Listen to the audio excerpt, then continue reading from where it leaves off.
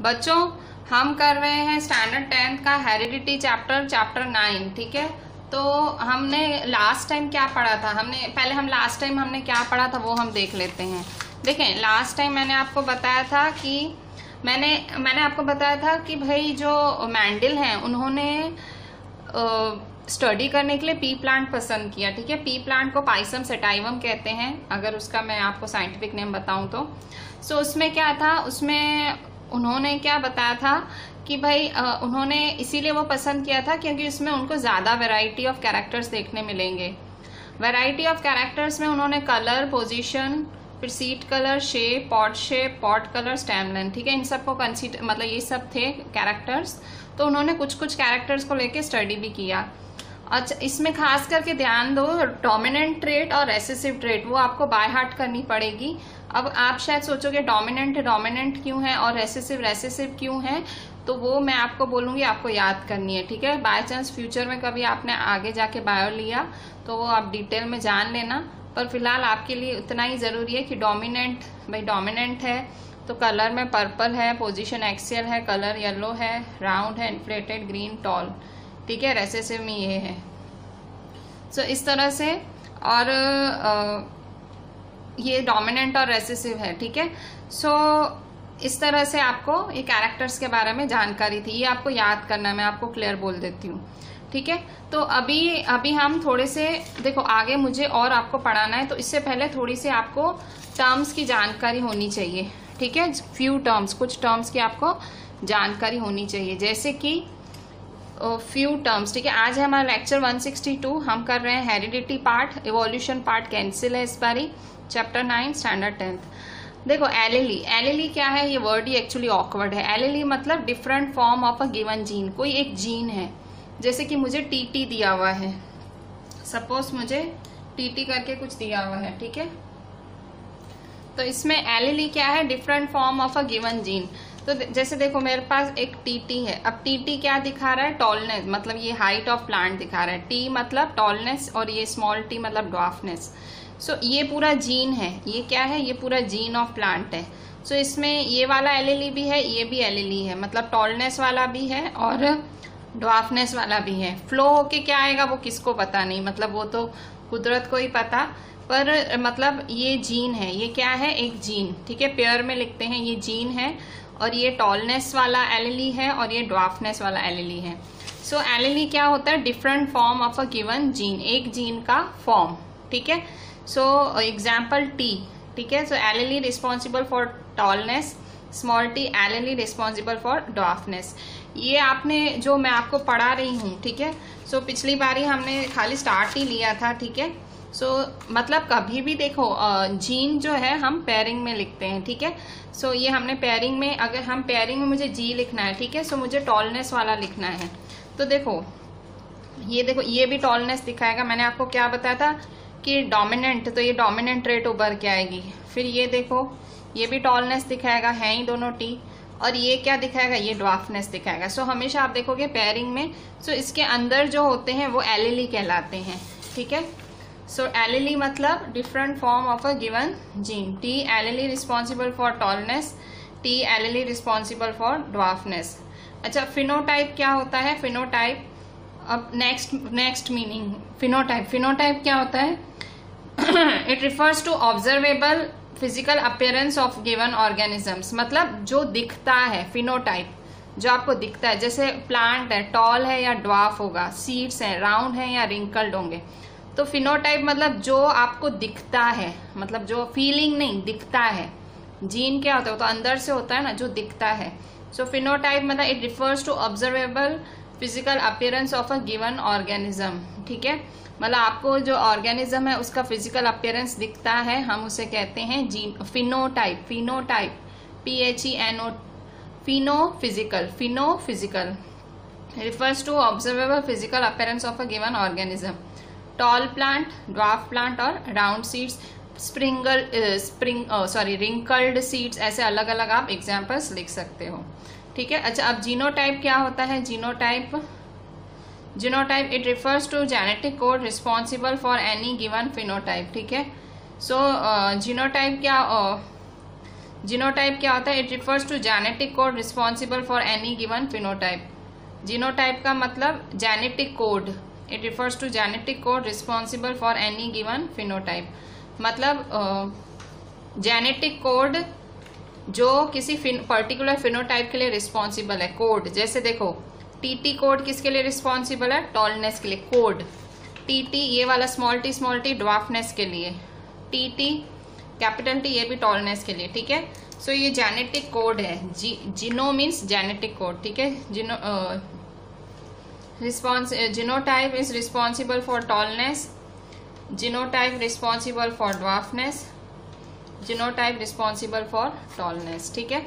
सो इस तरह से ये है जीनोटाइप टीटी टीटी टीटी, ठीक है। सो इस तरह से देखो एलिली क्या है? एलिली different form of given gene, मतलब टी और टी।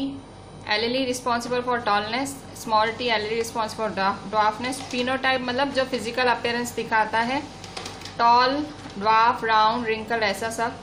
जीनोटाइप मतलब it refers to genetic code responsible for any given phenotype.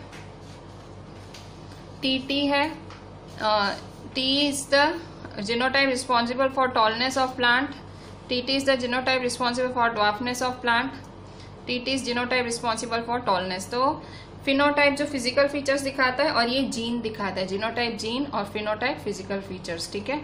सो ये कुछ टर्म्स हैं जो आगे आपको चैप्टर समझने के लिए ये पढ़ने पड़ेंगे। आगे देखते हैं और कुछ टर्म्स देख लें। एक और टर्म है जिसका नाम है होमोजाइगस, ठीक है, होमोजाइगस, और फिर हेट्रोजाइगस। सो होमोजाइगस क्या होता है? Homozygous, so it refers to condition when same type of allele is present for a given phenotype.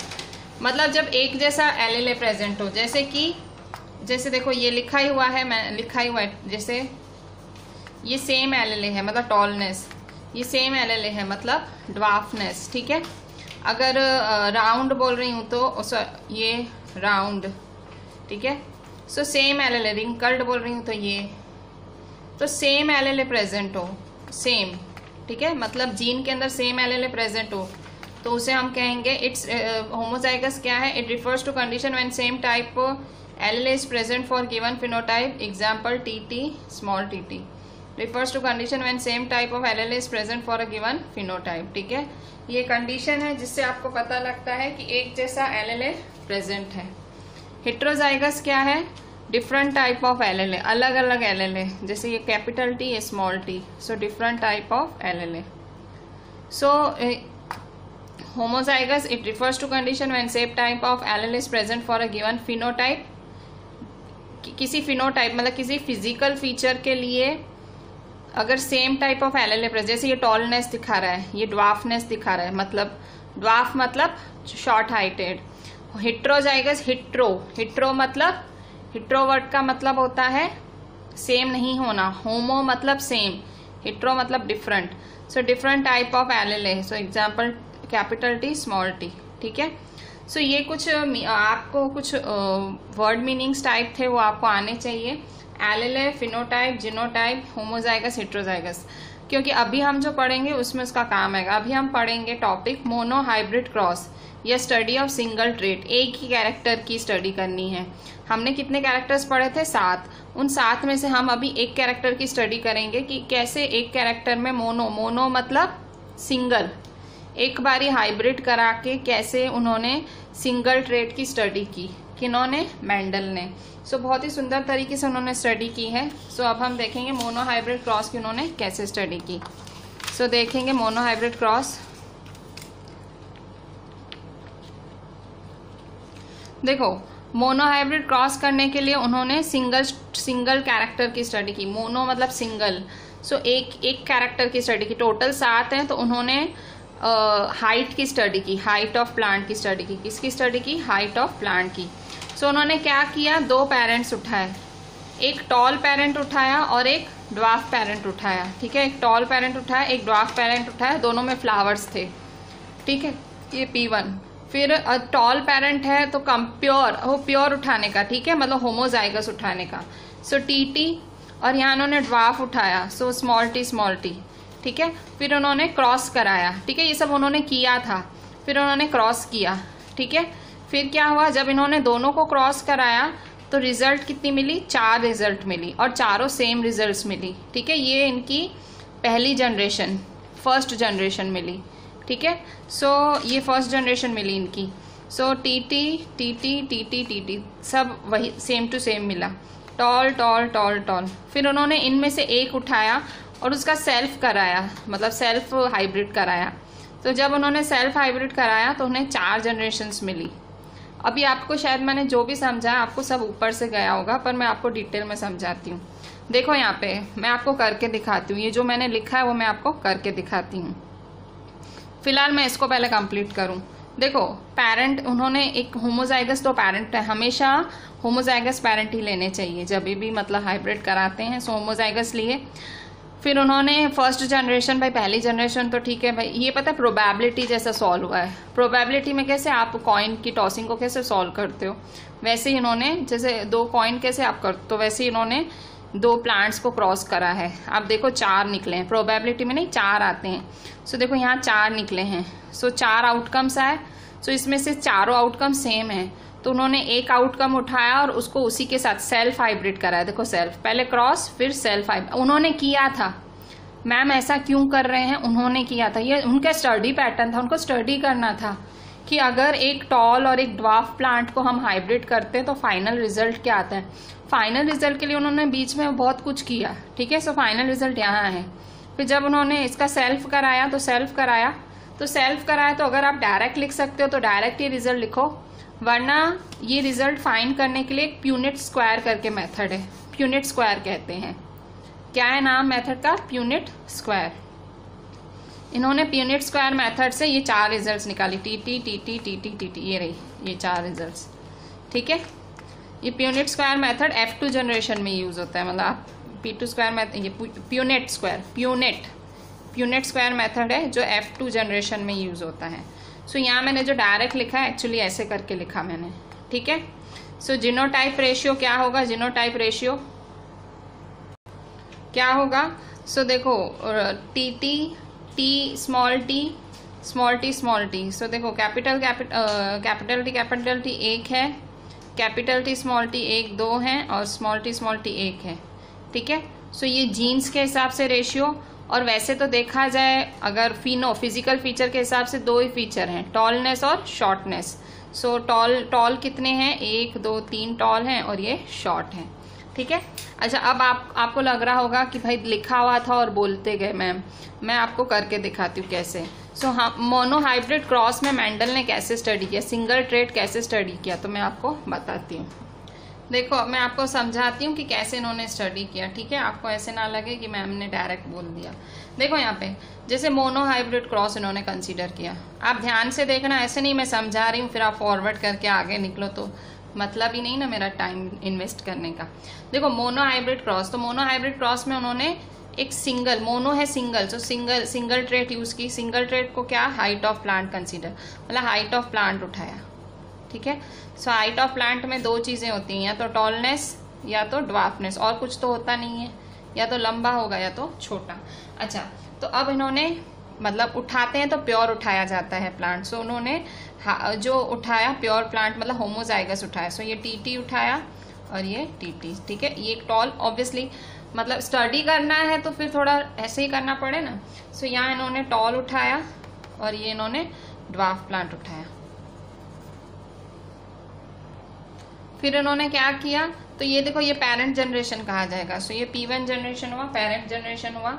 ठीक है, सो यहाँ देखो इन्होंने फिर क्या किया, इनके जो जीन्स हैं, मतलब ये जीन्स हैं और इनके अंदर जो एलएलए हैं। ठीक है, सो उनको ये एलएलए फिर मतलब क्रॉस कराया इन्होंने, इन दोनों के बीच में क्या कराया, क्रॉस कराया। ठीक है, सो ये क्रॉस कराया। ठीक है, सो क्या मिला, सो यहाँ देखो ये एलएलए इसके साथ, ये वाला एलएलए इसके साथ। ठीक है, फिर ये एलएलए इसके साथ, देखो इसके साथ ये, फिर इसके साथ ये, फिर मैं अलग अलग पेन यूज करती हूँ तो शायद आपको कंफ्यूजन ना हो। फिर इसके साथ ये, इसके साथ ये, मतलब ऐसे करके 4 रिजल्ट है, ये इसके साथ, ये इसके साथ। हेड टेल में कैसे करते हो वैसा ही, मतलब कॉइन अगर मैं कहूँ 2 कॉइन टॉस करो तो कैसे करोगे, वैसे ही रिजल्ट निकली। सो क्या रिजल्ट निकली देखो, टी टी,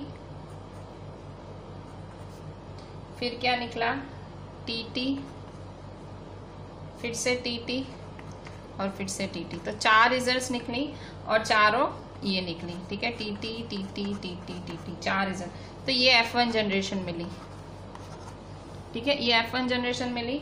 सो ये देखो, ये टॉल है, ये टॉल है, ये टॉल है और ये टॉल है, चारों टॉल हैं, सेम ही हुए ना। अब उन्होंने फिर क्या किया, क्योंकि सारे सेम है, एक बार ही सेल्फ करा दिया, मतलब उसका एक उसी का उसी के साथ। अब उन्होंने वैसे किया, अब आप मेरे को मत बोलना कि मैम पहले क्रॉस करा रहे हो फिर सेल्फ करा रहे हो, ऐसा क्यों। तो बेटा उन्होंने किया था, मैं सिर्फ बता रही हूँ, ये सब मेंडल करके गए हैं, मैं बता रही हूँ, ठीक है। मैंने इसमें कुछ नहीं किया था, जीन्स का मेरे से लेना देना नहीं है, जीन्स टॉपिक का, मैं तो मेंडल जो बोल के गए हैं वो करा रही हूँ।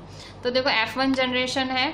अब देखो ये चारों सेम निकले, आइडेंटिकल निकली, तो उन्होंने एक उठाया और उसी को उसी के साथ क्रॉस कराया, पर इस बार क्या करा, सेल्फ, क्योंकि उसी को उसी से करा रहे हैं, सो सेल्फ क्रॉस। सो इन्होंने सेल्फ क्रॉस कराया, मतलब टीटी को टीटी के साथ ही सेल्फ क्रॉस किया। ध्यान दो, पहले तो एक चीज आप ध्यान दो, दो उन्होंने 2 जीन उठाए थे, उसके 4 हो गए, दिख रहा है, F1 जनरेशन में डबल हो गए। ये थोड़ी चीजें नोट करते चलो, पहली जनरेशन में 2 थे, 4 हो गए F1 जनरेशन में। सो 2 के 4 हुए, ठीक है। अब हम दूसरी जनरेशन पे आते हैं, ठीक है। यहाँ देखो 2 के 4 हो गए, अब इन्होंने सेल्फ कराया, ठीक है। सो सेल्फ कराया, अब मतलब टीटी को टीटी के साथ। अब फिर से या तो आप ऐसे ऐसे ऐसे ऐसे करके करना है तो कर सकते हो, जैसे मैंने यहाँ कराया। अगर ऐसी खिचड़ी में नहीं पढ़ना है तो simply Punnett square method use करना है, ठीक है। अगर आपको प्रोबेबिलिटी यूज करनी है तो प्रोबेबिलिटी यूज करो, आप प्यूनेट स्क्वायर मेथड भी यूज कर सकते हो, ठीक है। F2 जनरेशन, आपको F2 जनरेशन फाइंड करनी है तो प्यूनेट स्क्वायर मेथड यूज करो। देखो टी टी टी टी, ठीक है, बस सिंपल करा दो, इसको इसके साथ, इसको इसके साथ, फिर इसको इसके साथ, इसको इसके साथ, ठीक है। सो ये प्यूनेट स्क्वायर मेथड हुआ, तो ये आपको F2 जनरेशन मिल गया, ठीक है। आप चाहो तो ये ऐसा कुछ खिचड़ी वाला मेथड भी कर सकते हो, ऐसे भी। मोस्टली F2 जनरेशन में ये प्यूनेट स्क्वायर मेथड यूज किया जाता है, क्योंकि यहाँ पे तो क्या एक ट्रेड दी हुई है हाइट, कभी कभी 2 ट्रेड, कभी कभी 3 ट्रेड्स भी दी जाती है, तो बहुत ज़्यादा रिजल्ट्स होती हैं, तो ये प्रोबेबिलिटी से करना थोड़ा कम पॉसिबल होता है। फाता है तो करो, वरना प्यूनेट स्क्वायर, साइंस के लिए प्यूनेट स्क्वायर मेथड है। सो ये हमने किया। तो अब यहाँ लास्ट में जीनोटाइप और फिनोटाइप। सो जीनोटाइपिक रेशियो, सो टीटी टीटी टीटी, ठीक है। Genotypic ratio TT TT TT, ठीक है। सो यहाँ देखो एक टी है, ये 1, फिर टीटी है 2 और स्मॉल टीटी है ये 1, ठीक है। Genotypic ratio. अब फिनोटाइपिक रेशियो,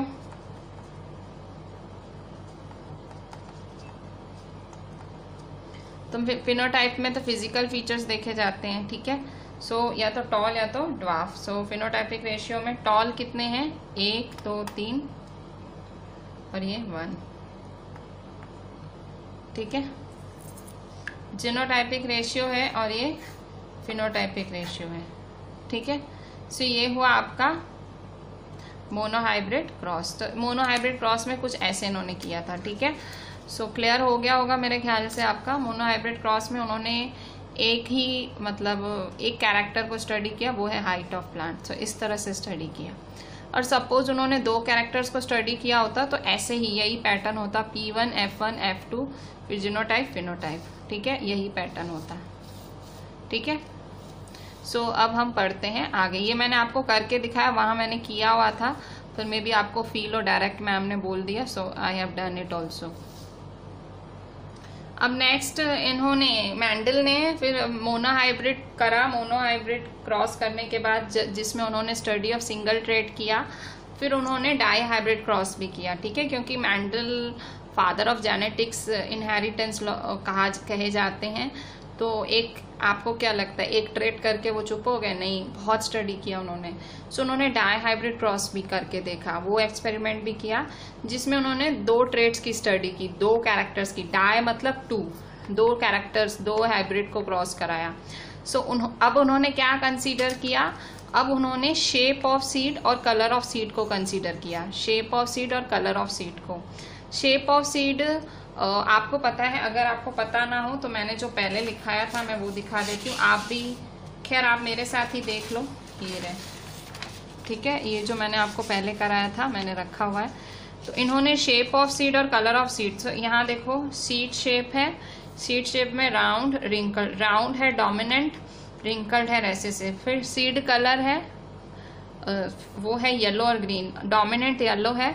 मे भी आपके मन में आ रहा होगा कि मोस्टली जो हम मटर के दाने देखते हैं वो लाइट ग्रीन होते हैं या डार्क ग्रीन होते हैं, पर यहाँ येलो डोमिनेंट है, तो है ठीक है, इसमें भी मैं कुछ नहीं, डोमिनेंट येलो है, मैंने आपको पहले ही बोला था ये आपको बाय हार्ट करना है, येलो है। मे बी रीजन ये हो सकता है कि भले ग्रीन दिखता है पर होगा येलो डोमिनेंट, ठीक है, कम में होगा पर होगा, हो सकता है ना कम में हो, कम वैरायटीज में हो, पर येलो डोमिनेंट होता है। मतलब जहाँ येलो और ग्रीन पीस उगने होते हैं वहाँ येलो उग जाता है, पर अगर ग्रीन ही होगा तो ग्रीन ही उगेगा।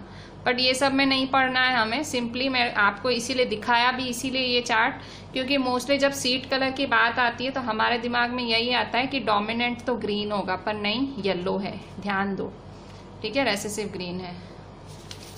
अच्छा, अब उन्होंने किसकी स्टडी की? उन्होंने स्टडी ऑफ 2 ट्रेट्स, मतलब ट्रेट्स मतलब कैरेक्टर। अब उन्होंने सोचा कि 2 कैरेक्टर्स की स्टडी करूं, सो उन्होंने कैरेक्टर्स की स्टडी के लिए शेप ऑफ सीड और कलर ऑफ सीड को कंसिडर किया, ठीक है, शेप ऑफ सीड और colour of seed.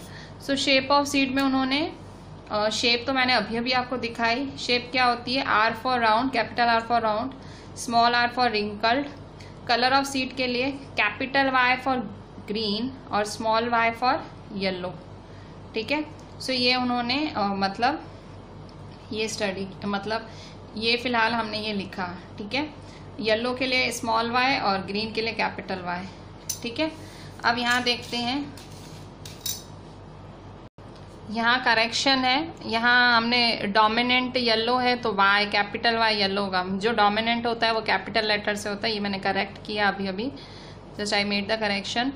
Obviously dominant trait होता है तो येलो डोमिनेंट ट्रेट है पीज में, कलर ऑफ सीड्स में तो कैपिटल से, याद रखो डोमिनेंट जो ट्रेट होता है वो कैपिटल शब्द से, वर्ड से यूज किया जाता है, ठीक है। सो यहाँ देखो फिर से उन्होंने ये स्टडी करना चाहा, सो स्टडी करने के लिए फिर से होमोजाइगस लिया, ठीक है, होमो, तो इस बार 2 ट्रेट्स की स्टडी कर रहे हैं, सो दोनों डोमिनेंट और दोनों रिसेसिव लिए। होमोजाइगस मैंने आपको बताया था, इसका कारण भाई मैडम पेरेंट आप ऐसा ही क्यों ले रहे हो वैसा क्यों नहीं, सो मैंने ये भी क्लियर बोला था, प्योर लेना है, होमोजाइगस लेना है। सो राउंड येलो, रिंकल्ड ग्रीन, ठीक है। सो उन्होंने इस तरह से ये लिया और फिर उन्होंने अच्छा ये एलएलए हमने लिखे, ठीक है, गैमेट्स मतलब एलएलए आपको पता है एक फ्लो क्या आता है, एलएलए में आपको पता है ये जीन है पूरा, पर एलएलए क्या होता है, इसमें से एक कैरेक्टर फ्लो क्या आता है, तो राउंड में ये राउंड ही आएगा और वाई में वाई, सेम यहाँ पे आर में ये आर और वाई में वाई। सो ये गैमेट फ्लो होके आया, ठीक है। पिछले में हमको ज़रूरत नहीं पड़ी थी, पिछले में थे ही, ठीक है। सो यहाँ एलएलए हमको यहाँ गैमेट्स लिखने पड़ेंगे जिसको आप एलएलए भी बोलते हो, ठीक है। सो ये गैमेट्स फ्लो होके आए। अच्छा, अब F1 ये करना ज़रूरी है, ठीक है, क्योंकि अगर ये नहीं करते और इसको आगे बढ़ाते तो पता नहीं कहाँ पहुँचते, ठीक है, तो चीज़ों को थोड़ा सा कट करना ज़रूरी है। सो इसलिए पेरेंट जो जीन है उसका एलएलए लिखा हमने, ठीक है, R Y, so R Y, small R small Y, इसका आर फ्लो हुआ, इसका वाई फ्लो हुआ। अब इनका क्रॉस कराया इन्होंने, ठीक है, अब इसको क्रॉस कराया इन्होंने, ठीक है।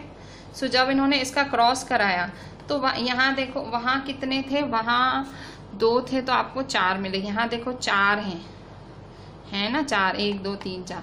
सो 4 का क्रॉस ये देखा जाए तो ये 4, ठीक है, 4 हैं तो 4 का क्रॉस कराया तो टोटल 8 पॉसिबिलिटीज मिली, ठीक है। 8 में क्या मिला, टोटल 8 मिले, total 8 outcomes, R Y Y, R Y Y, R Y Y, ऐसे करके टोटल 8 मिले आपको, ठीक है। सो इस तरह से ये इनको F1 जनरेशन मिला, ठीक है, F1 जनरेशन RRYY, ठीक है। सो ये इनको राउंड और येलो मिला, ठीक है, राउंड और येलो। अच्छा, इसमें अगर आपको ऐसे डाउट पड़ रहा है तो मैं फिर से बताऊं, देखो ये इनके पेरेंट्स थे, ठीक है, पेरेंट थे और होमोजाइगस हैं, तो इसमें हमने गैमेट्स लिखे, ठीक है, फ्लो होके ये LLA डबल RR का ऑब्वियसली राउंड ही दिखेगा, डबल वाई येलो दोनों डोमिनेंट है तो वाई दिखेगा, डबल आर रिंकल्ड है, डबल वाई ग्रीन है, ठीक है। सो अब इन्होंने इसका क्रॉस कराया, RY का क्रॉस कराया, RY का क्रॉस कराया, ठीक है।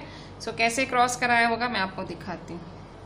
तो इसमें देखो हमेशा इस जनरेशन में हेट्रोजाइगस ही आएगा, मतलब देखो हेट्रोजाइगस 8 पॉसिबल आउटकम, ये मैं बोल रही हूँ, आपकी बुक में कहीं नहीं लिखा है ऐसा, ठीक है। तो हमेशा ये हेट्रोजाइगस ही आएगा। कैसे, तो यहीं से देख लो, यहाँ ये 4 हैं, ये 4 हैं, टोटल 8 आउटकम्स आएंगे, ठीक है। ये हम सिंगल गैमेट्स करते हैं कि इजी, मतलब इजी तरीका होता है कैलकुलेट करने का, क्योंकि आगे भी हमको जाना है, ठीक है। सो अगर आप यहीं देख लो, इसके 4 हैं, इसके तो टोटल 8 आउटकम्स होंगे, 8 आउटकम्स सेम आएंगे RRYY, ठीक है। हमेशा याद रखना यहाँ हेट्रोजाइगस ही आता है। इवन यहाँ पे भी देखो आप, हमने मोनोहाइब्रिड भी पढ़ा था, सो मोनोहाइब्रिड में भी आप यहाँ देखो हमेशा हेट्रोजाइगस आता है, ठीक है। ये देखो TT था, सो देखो मतलब लास्ट में हमने TT को TT के साथ ही क्रॉस कराया। सेम यहाँ देखो RRYY है, तो हमने देखो R, ये मतलब दोनों हमारा हाइट्रो हो गया, देखो ये RR था तो capital R small r, YY था capital Y small y। F1 generation लिखना बहुत इजी होता है, सिंपली आपको हिट्रो में कर देना होता है। जैसे वहाँ 1 सिंगल था तो TT capital TT small TT था तो कैपिटल T स्मॉल t, और यहाँ capital R capital Y small r small y तो आपने capital R small r capital Y small y किया, ठीक है। तो उसको आपने क्या कराया, उसको सेल्फ कराया आपने, ठीक है। तो ये सेल्फ हुआ, तो इसे हम कहते, ये टोटल 8 पॉसिबिलिटीज़ हैं, ठीक है, टोटल 8 पॉसिबिलिटीज़ हुई। सो यहाँ देखो अब हम इसका F2 जनरेशन लिखेंगे, ठीक है। F2 जनरेशन के लिए हम प्यूनेट स्क्वायर हमने सीखा था, ठीक है, प्यूनेट स्क्वायर मेथड से करेंगे, ठीक है।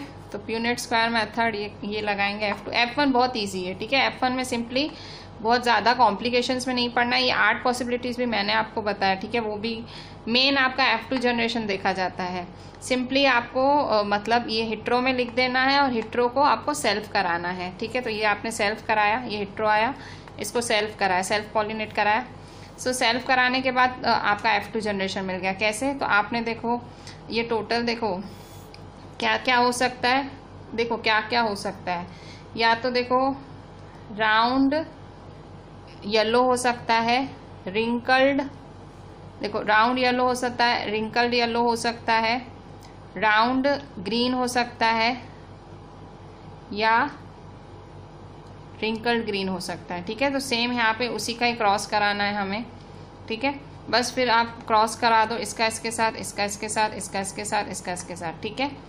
सो ये आएगा, ये आएगा, ठीक है। ये मैं आपको करके दिखाती हूँ, मैं भी आपको लग रहा हो मैम डायरेक्ट करा रही हैं, सो ये भी मैं आपको करके दिखाती हूँ। सो यहाँ देखो जीनोटाइप लिखना थोड़ा मुश्किल होगा, जीन्स लिखना, क्योंकि इतने सारे आप लिख के ही पागल हो जाओगे, ठीक है। तो हम फिनोटाइप लिखेंगे, यहाँ जीनोटाइप लिखना अवॉइड करना, क्योंकि डाई हाइब्रिड हो रहा है। डाई हाइब्रिड में जीनोटाइपिक रेशियो लिखना मुश्किल होगा, मैं खाली फिनोटाइपिक रेशियो लिखती हूँ। वो जो टॉल वाला था, मतलब जो मोनोहाइब्रिड क्रॉस था, वहाँ मैंने जीनोटाइप फिनोटाइप दोनों लिखा था। या जीन्स के हिसाब से लिखना थोड़ा सा कॉम्प्लिकेटेड, लिख तो पाओगे पर कॉम्प्लिकेटेड होगा। सो मैं यहाँ फिनोटाइपिक रेशियो लिखती हूँ। फिनोटाइपिक में क्या हो सकता है, देखो या तो राउंड येलो हो सकता है प्लांट, या तो राउंड ग्रीन हो सकता है, या रिंकल्ड येलो या तो रिंकल्ड ग्रीन, ठीक है। सो राउंड येलो कितने हैं, राउंड मतलब capital R small R, yellow मतलब capital Y small Y capital Y capital Y. तो ऐसे कितने हैं, सो ऐसे देखो 1 2 3 4 5 6 7 8 9, ठीक है, ऐसे 9 हैं, ठीक है। 1 2 3 4 5 6 7 8 और ये 9, ठीक है। ऐसे टोटल 9 है। इसके बाद round green, wrinkled yellow, wrinkled green, ठीक है। सो 9:3:3:1 टोटल 16 हुए। देखो ये 16 का रेशियो बना है, ठीक है। मैं ये भी आपको करके दिखाती हूँ कि ये कैसे आया। देखो मेंडल ने क्या स्टडी किया था, डायहाइब्रिड। डायहाइब्रिड में उन्होंने शेप और कलर लिया था। सो पेरेंट में उन्होंने राउंड राउंड, येलो येलो और रिंकल्ड रिंकल्ड, ग्रीन ग्रीन, ठीक है। ये मतलब जीन के हिसाब से लिखते हैं, ठीक है। फिर यहाँ से एक फ्लो होके आया, ठीक है, एक ही फ्लो होके आएगा RY और यहाँ से RY, ठीक है। अच्छा अब इसका इन्होंने ये जो था इसी का ही क्रॉस कराया, मतलब इन्होंने ये इसका ही क्रॉस कराया, ठीक है। सो इसका इन्होंने क्या कराया, क्रॉस, ठीक है। देखो यहाँ से ये गैमेट आया, यहाँ से ये गैमेट आया, इसका क्रॉस कराया, ठीक है। सो इसका क्रॉस कराया तो क्या आया, RRYY, ऐसी 8 पॉसिबिलिटीज आएंगी, ठीक है। अगर आप चाहो ये गैमेट वाला ये स्किप कर सकते हो, डायरेक्ट आपको RRYY, तो ऐसी टोटल 8 पॉसिबिलिटीज मिलेंगी, ठीक है। फिर ये जो मिला ये आपको F1 जनरेशन मिला, ठीक है। F1 जनरेशन मिला, फिर इन्होंने इसका सेल्फ कराया, ठीक है, सेल्फ पॉलिनेशन कराया, सेल्फ कराया, फिर सेल्फ में इन्होंने F2 जनरेशन लाया, ठीक है। पहले होमोजाइगस लिए, ठीक है, होमोजाइगस से इनको F1 जनरेशन सीधा। अगर आपको बहुत ज़्यादा अगर प्रेशर लग रहा है तो आप ये सब मत करो, ठीक है। सिंपल मैं आपको शॉर्ट में बताती हूँ। सिंपल आप ये रही, आप लो होमोलोगस जनरेशन, ठीक है। होमोलोगस जनरेशन ली तो आपने जब इसका सेल्फ कराया, ठीक है, क्रॉस कराया, पहले क्रॉस कराते हैं, ये P1 था। सो आपने क्रॉस कराया तो क्रॉस में आपको क्या मिल गया, आपको हेट्रोजाइगस मिली, ठीक है। ये हेट्रोजाइगस जनरेशन मिल गई। ऐसी 8 पॉसिबिलिटीज़ मिली, ठीक है। अगर 8 पॉसिबिलिटीज़ नहीं लिखना है तो मत लिखो, कोई इशू नहीं है। तो F1 जनरेशन ये मिली, फिर इसी का ही आपने सेल्फ कराया। F2 जनरेशन में आपने इसका ही सेल्फ कराया। बस बहुत ज़्यादा डिटेल में नहीं जाने का, इतना आपके टेक्स्ट में भी इतना ही दिया हुआ है, ठीक है। बहुत ज़्यादा टेंशन में नहीं आने का। अच्छा प्यूनेट स्क्वायर से इसका लिखेंगे हम। सो प्यूनेट स्क्वायर से लिखाती हूँ, ठीक है। सो इसका सेल्फ करा रहे हैं, ठीक है। सो देखो ये है round yellow, wrinkled yellow, round green, wrinkled green, ठीक है। Round yellow, wrinkled yellow, round green, wrinkled green, ठीक है। अच्छा अब क्या करेंगे, बस करा दो। देखो RR, इसको इसके साथ, तो इसका आंसर यहाँ आएगा, ठीक है। सो RRYY, इसको इसके साथ RRYY, फिर इसको इसके साथ RRYY, इसको इसके साथ, इसको इसके साथ, ठीक है। Capital R small r, capital Y small y, इसको इसके साथ capital R small r, capital Y capital Y, फिर RRYY, ठीक है। इसको इसके साथ, इसको इसके साथ, इसको इसके साथ, इसको इसके साथ, ठीक है। इस तरह से ये F1 जनरेशन का हमको 16 मिलेंगे। सो क्या क्या हो सकता है, देखो 2 कैरेक्टर्स लिए हैं हमने, कौन से, देखो हमने लिए हैं राउंड, रिंकल्ड, येलो, ग्रीन। तो कोई प्लांट कैसा हो सकता है, या तो राउंड येलो हो सकता है, या तो राउंड ग्रीन हो सकता है, या तो येलो ग्रीन हो रिंकल्ड येलो हो सकता है, रिंकल्ड ग्रीन। तो ये चारों का हम फिनोटाइप लिख देंगे, ठीक है, फिजिकल अपीयरेंस।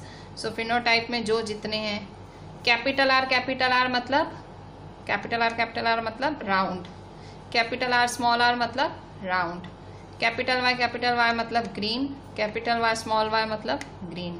और दोनों अगर स्मॉल y हैं, अगर दोनों स्मॉल y हैं तो क्या होगा, सॉरी कैपिटल Y मतलब येलो, ठीक है। मैं capital R round, capital Y yellow, और स्मॉल y ग्रीन, ठीक है। मैं आपको एक चीज़ बताती हूँ, जब आप ये सारा लिख लो, ठीक है, सारा लिख लो, तो देखो अगर ऐसा कुछ हो इसका मतलब राउंड, ऐसा कुछ हो इसका मतलब भी राउंड, अगर ऐसा हो तो रिंकल्ड, ऐसा हो तो येलो, ऐसा हो तो येलो, और अगर दोनों वाहे हो तो ग्रीन। ठीक है, सो बस ये चीज़ें याद रख के तो लास्ट में फिर फिनोटाइप लिख देने का काउंट करके। ठीक है, सो ये हमने फिनोटाइप लिखा, सारे काउंट करके यहाँ लिख दिए हैं। ठीक है, ये देखो, सो ये 9 है, राउंड येलो 9 है, राउंड ग्रीन 3 है, रिंकल येलो 3 है, रिंकल ग्रीन 1 है। ठीक है, सो ये भी हुआ हमारा डाई हाइब्रिड क्रॉस। अब मेंडल ने एक्सपेरिमेंट्स किए, मोनो हाइब्रिड किया, डाई हाइब्रिड किया, फिर मेंडल ने कुछ प्रिंसिपल्स दिए, मतलब किया, फिर उन्होंने कुछ ऐसे कहते हैं ना सार निकाला, करने के बाद उन्होंने कुछ निष्कर्ष पे आए, प्रिंसिपल्स दिए। तो क्या प्रिंसिपल्स दिए उन्होंने? सो मेंडल ने प्रिंसिपल दिए। ठीक है, सो मेंडल ने ये प्रिंसिपल दिए। सो मेंडल्स प्रिंसिपल फर्स्ट था, उन्होंने लॉ ऑफ डोमिनेंस बोला। पहला प्रिंसिपल है लॉ ऑफ, 3 प्रिंसिपल दिए मेंडल ने, 3 प्रिंसिपल दिए। पहला था law of dominance. Law of dominance में मेंडल ने क्या बोला? Some alleles are dominant and cover up the recessive alleles. उन्होंने क्या बोला लॉ ऑफ डोमिनेंस में? उन्होंने कहा कुछ एलिलीज डोमिनेंट होती हैं और वो रिसेसिव एलिलीज को कवर अप करती हैं। मतलब ऑब्वियसली ऐसे ही होता है ना, कैपिटल आर स्मॉल आर तो क्या होगा? डोमिनेंट, फिर कैपिटल वाई स्मॉल वाई तो डोमिनेंट। सो उन्होंने बस जो मैंने आपको आगे पढ़ा वो उन्होंने प्रिंसिपल के लिए प्रिंसिपल करके बोल दिया कि some alleles are dominant and cover up the recessive alleles. फिर उन्होंने दूसरा लॉ दिया law of segregation. Law of segregation में उन्होंने क्या बोला? An organism has 2 alleles for each gene but they can only pass on 1। ठीक है, ये भी हमने लॉ ऑफ सेपरेशन या सेग्रीगेशन। सो ये मैंने सेपरेशन का बताया था अभी अभी आपको, डाई हाइब्रिड में मैंने बताया था, मैंने आपको कहा भी था कंफ्यूज नहीं होना कि एक जीन में 2 एलिलीज होती हैं पर एक ही पास होती है, एलिली एक ही, जैसे टी कैपिटल टी तो एक ही एलिली नीचे गई, कैपिटल टी गई। ठीक है, फिर उन्होंने लॉ ऑफ इंडिपेंडेंट असॉर्टमेंट दिया। So law of independent assortment क्या है? Genes found on separate chromosomes are inherited independently of each other. Genes मतलब जो अलग अलग क्रोमोसोम्स में मिलती हैं वो इंडिपेंडेंटली इनहेरिट होती है। मतलब जैसे कि सपोज कि एक मतलब शेप की जीन्स है और दूसरी कलर की जीन्स है तो वो मिक्स नहीं होगा, शेप और कलर अलग ही रहेगा।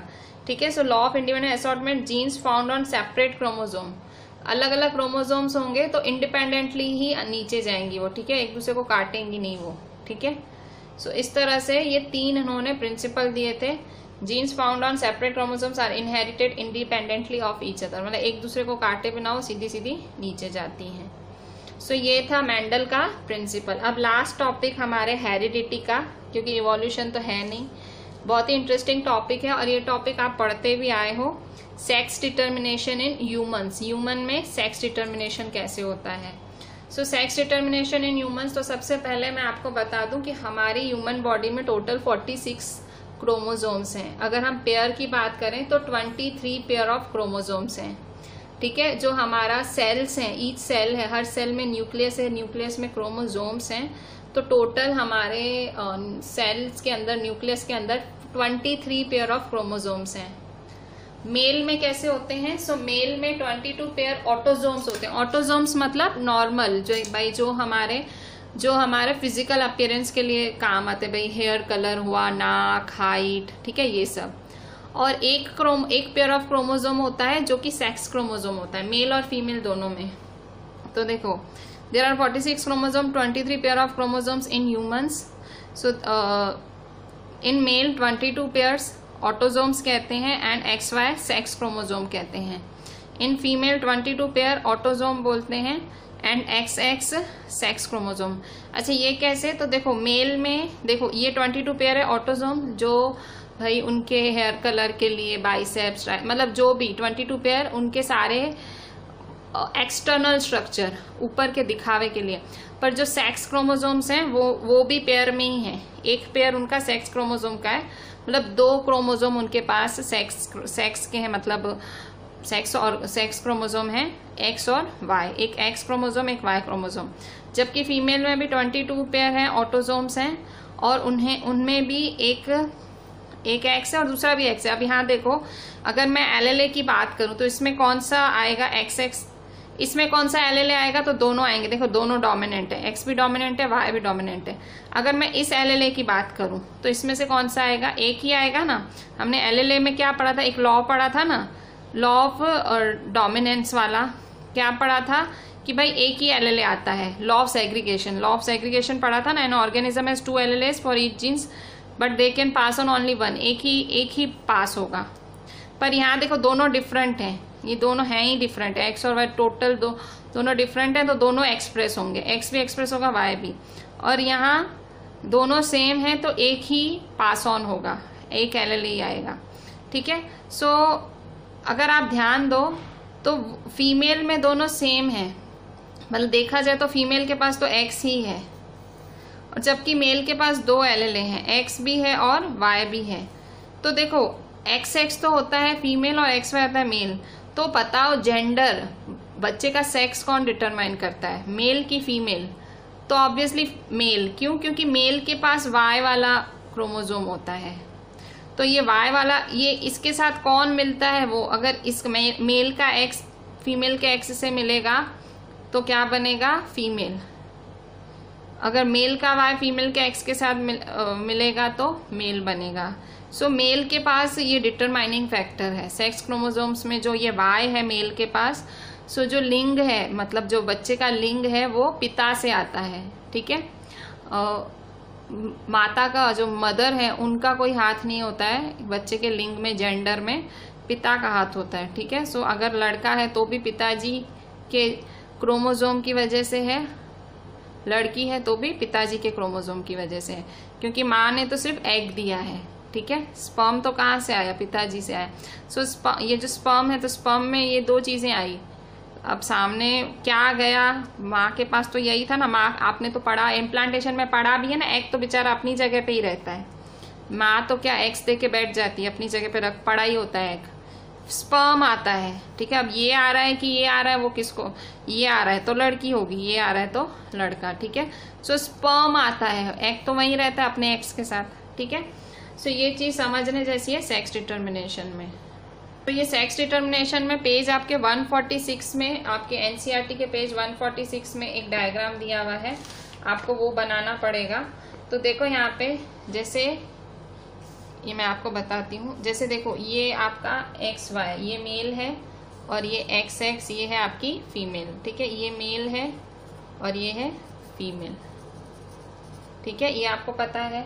अब इसके गैमेट्स आएंगे, गैमेट्स। ठीक है, दूसरी जनरेशन एलएलए या गैमेट्स जो भी बोल लो, सो ये गैमेट्स हैं। सो मेल के कितने गैमेट्स होंगे, ये एक एक्स होगा स्पर्म और ये दूसरा वाई। ठीक है, और फीमेल में तो आपको पता है सिंगल ही होगा, एलएलए खुद एक ही एक्सप्रेस करेगा खुद को। ठीक है, तो सिर्फ एक्स एक्सप्रेस करेगा खुद को।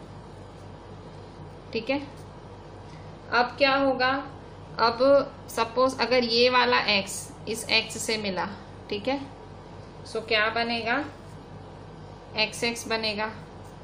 ठीक है, इसका ये जायगोट। ठीक है, अब जायगोट्स बनेंगे। अगर ये वाई एक्स के साथ मिला तो एक्स वाई। ठीक है, ये जायगोट्स बने। ठीक है, या तो ये बनेगा या तो ये बनेगा। ठीक है, सो जो ऑफस्प्रिंग है बच्चा, ठीक है, ये जायगोट है, भ्रूण है। भ्रूण कौन डिसाइड करता है, पिताजी का स्पर्म। ठीक है, पिताजी के स्पर्म ने डिसाइड करा भ्रूण को। भाई अगर पिताजी का ये वाला स्पर्म बना, क्योंकि मिलियन ऑफ स्पर्म्स आते हैं। ठीक है, कौन सा स्पर्म क्या ला रहा है किसको पता। समझो पिताजी का एक्स वाला स्पर्म आया तो माताजी का तो एक्स ही है। ठीक है, सो पिताजी का एक्स माताजी का एक्स, आ गई लड़की। पिताजी का वाई आया बाय चांस स्पर्म में, माताजी तो वैसे भी एग ही लेके बैठी हैं, तो माताजी तो कुछ कर ही नहीं सकती, पिताजी आ रहे हैं। ठीक है, पिताजी इसका स्पर्म आ रहा है। सो ऑफस्प्रिंग है। सो ऑफस्प्रिंग्स में तो बच्चा क्या होगा, ऑफस्प्रिंग में ये डबल एक्स एक्स है तो फीमेल होगी और एक्स वाई है तो मेल होगा। ठीक है, सो इस तरह से sex determination in human beings होता है। सो ये आपको ड्रॉ करना है ये आपके टेक्स्ट के पेज 146 पे, ठीक है। सो इसी के साथ हमारा हेरिडिटी पार्ट पूरा हो रहा है।